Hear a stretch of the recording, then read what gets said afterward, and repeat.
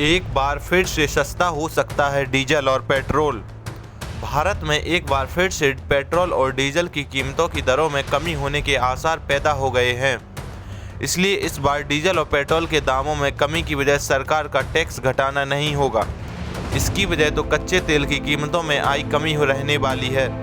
Bharat, America और Japan समेत कई देशों ने अपने रणनीतिक भंडारों से अंतर्राष्ट्रीय बाजार में कच्चे तेल बेचने की बात कहकर पहले ही क्रूड ऑयल की कीमतों में दबाव ला दिया है। अब कोरोना के नए वेरिएंट ओमिक्रॉन ने कच्चे तेल की कीमतों पर जोरदार अटैक किया है। कच्चे तेल के दाम जो नवंबर में ज़्यादातर समय में 80 से $85 प्रति बैरल की रेंज में रहते थे, अब वह घटकर 70 से $77 प्रति बैरल की रेंज में आ गए हैं।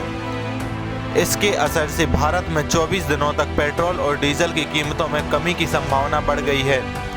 अब सवाल उठता है कि भारत में ये कीमतें कब से दिखने को मिलेंगी।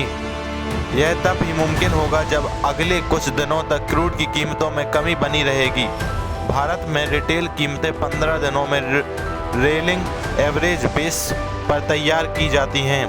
ऐसे में कच्चे तेल के दामों में गिरावट जारी रहने पर भारत में कीमतें कम होंगी। नवंबर में लंबे समय तक दाम एक सीमित दरों में रहने की वजह से स्थिर थे। नवंबर में भारत में पेट्रोल और डीजल के दाम ना तो बढ़े और ना ही घटे हैं।